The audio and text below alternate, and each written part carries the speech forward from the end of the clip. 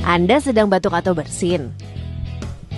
Tahukah Anda bahwa saat ini Anda berpotensi menyebarkan ribuan hingga jutaan kuman ke udara? Anda dapat mencegahnya dengan mengikuti etika batuk yang benar berikut ini.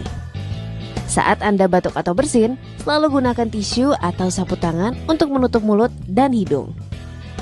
Jika tidak ada tisu atau sapu tangan, gunakan lengan bagian dalam, bukan telapak tangan. Gunakan masker yang menutup hidung dan mulut selama Anda batuk dan bersin. Buanglah tisu setelah digunakan ke dalam tempat sampah. Cuci tangan Anda segera dengan air mengalir dan sabun atau bersihkan dengan alkohol hand rub. Jangan membuang ludah atau dahak di sembarang tempat.